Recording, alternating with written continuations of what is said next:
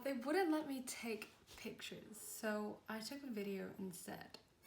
Hey guys, welcome to my channel. My name is Anson and I'm an Aussie med student in Hong Kong right now. And today I'll be getting my vaccine and taking you guys all along with me. So Hong Kong offers two vaccines, the Sinovac and the Pfizer BionTech. The Pfizer was developed in China and the Pfizer was developed by researchers in Germany and in New York. The Sinovac was the first to arrive in Hong Kong, so it was used to roll out the vaccination program. At first, the vaccine was made available just to elderly people, healthcare personnel, people working in public services, and Hong Kong decided to open the vaccination program up to younger people such as myself. Now that they've opened up the eligibility criteria, more than 5 million people are eligible to apply for the vaccine and get the vaccine. We do need quite a lot of people in order to get that herd immunity.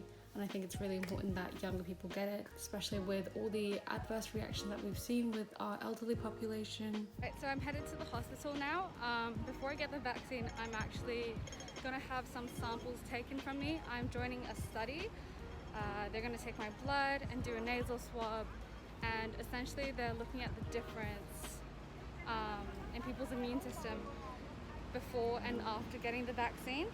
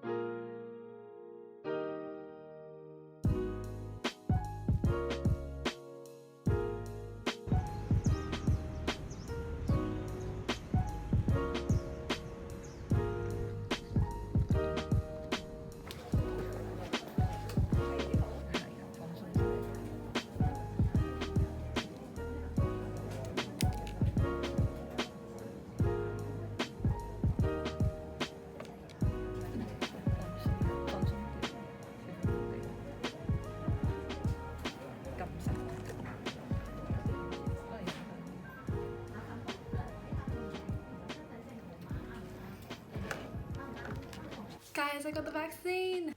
They wouldn't let me take pictures, so I took a video instead. Look, I was committed to making this video and, documenting my process, okay? So before you get your vaccine, they check your identification, they check which vaccine you're getting, you're not pregnant or breastfeeding. They ask you what medications you take, especially, blood thinners, cholesterol medication, that kind of stuff. They also ask if you have any drug allergies, if you've developed any severe reactions from vaccine before. Some of those questions are to make sure you're eligible, and others are to make sure you don't develop a really bad reaction afterwards. So after you get the vaccine, they ask you to stay for a while anyway, 15 minutes or half an hour, depending on what you answered to the previous questions. The whole process was very straightforward. Everyone was so lovely, so friendly. And if you have any concerns at any point, you can just put your hand up and ask someone. One of the nurses will come to you and they'll help you out. They'll address your concerns, they'll be fine. Alrighty, so the question of the hour, Pfizer or Sinovac? Personally, I chose Pfizer. Between the two, there was no question for me. I've been trying to get back into Australia for over half a year, and of the two that Hong Kong offers, Australia only approves of Pfizer. And so it would have been silly for me to get the Sinovac and then have Australia reject my vaccination or get the other type of vaccine on top of my current one. I don't even know if that's allowed actually. So yes, I picked Pfizer because I'm trying to get back into Australia, but also the effectiveness rates just seem a lot higher.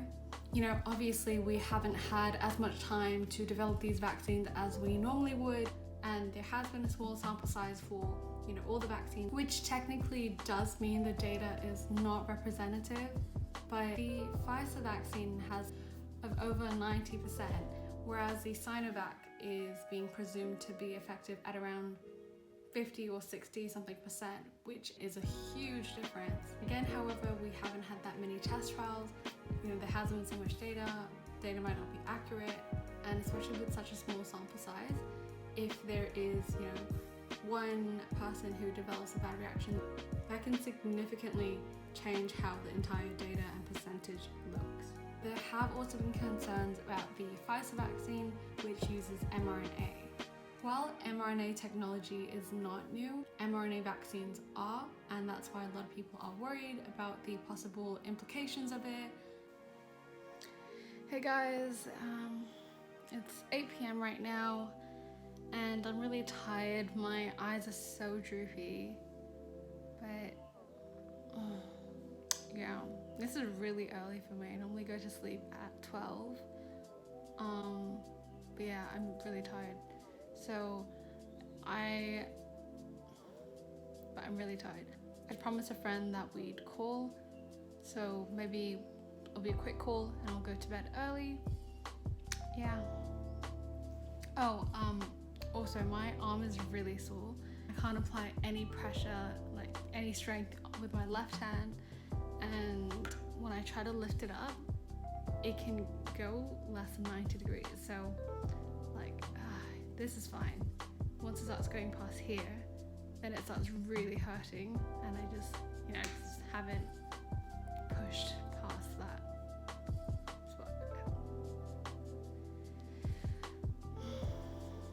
I'll probably go to bed early, so I'll see you guys in the morning.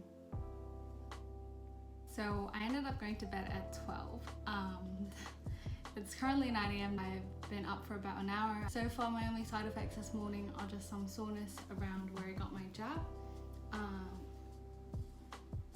I look pretty toned, so I'm not complaining.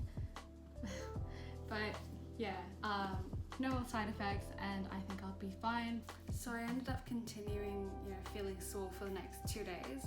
That's fine.